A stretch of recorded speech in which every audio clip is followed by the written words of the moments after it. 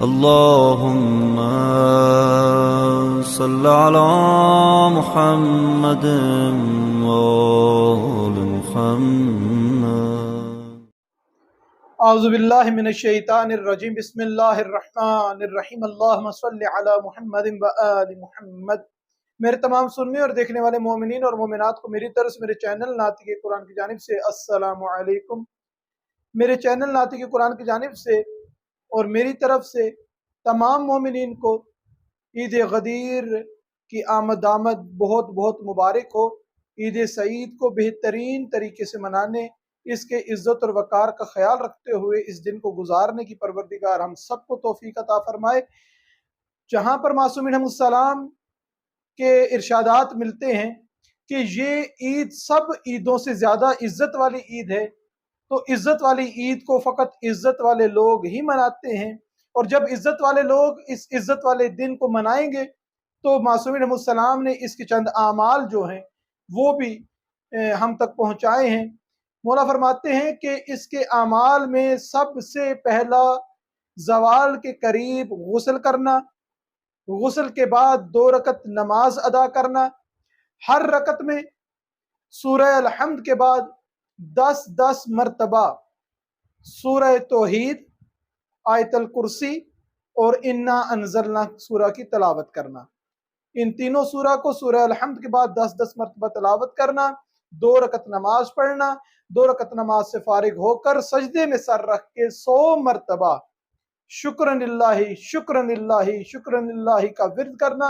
جو شخص یہ عمل مکمل کرے گا اس کو 1 لاکھ حج، 1 لاکھ عمرہ کا ثواب پروردگار عطا فرمائے گا.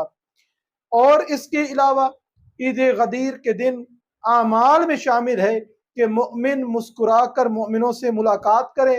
اعمال میں شامل ہے کہ اس دن بہترین سے بہترین خوشبو انسان لگائے، شاندار سے شاندار کھانا اس دن پکوایا جائے، اور سب سے زیادہ ثواب والا عمل جو غدیر کے دن وہ روزہ رکھنا. جو مستحب روزہ رکھے، جس کے نامہ اعمال میں پچھلے روزے کچھ باقی رہتے ہیں، جس کے قضا روزے موجود ہیں، اپنا واجب روزہ رکھے گا اور واجب روزہ رکھ کر اس دن کو گزارے گا. مگر جس کے ذمے کوئی روزہ واجب نہیں رہتا، کوئی قضا نہیں رہتی، وہ اس روز غدیر کے دن مستحب روزہ رکھے گا. اور اس روزے کو رکھنے کا ثواب ایسا ہے کہ بندہ 120 سال روزے سے رہا ہو، یعنی کہ 120 سال روزوں کا اجر و ثواب پروردگار اسے عطا فرمائے گا.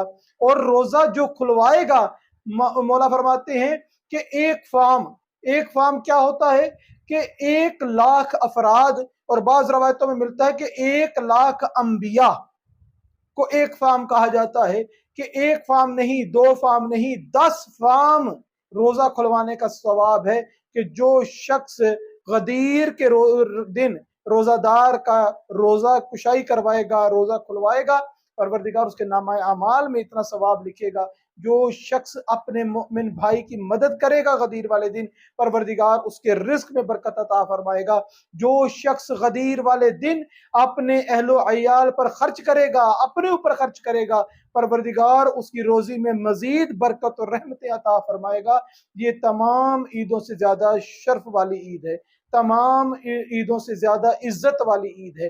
یہ اس کے اعمال انجام دینا، خوشبو کا تحفہ دینا، کھانا اچھا پکانا، مسکرا کے ملنا، یہ اعمال روزے غدیر ہیں. پروردگار ہمیں اس دن کی تمام شرافتوں کے ساتھ، اس دن کی تمام عظمتوں کے ساتھ، اس دن کی تمام فضیلتوں کے ساتھ منانے کی توفیق عطا فرمائے.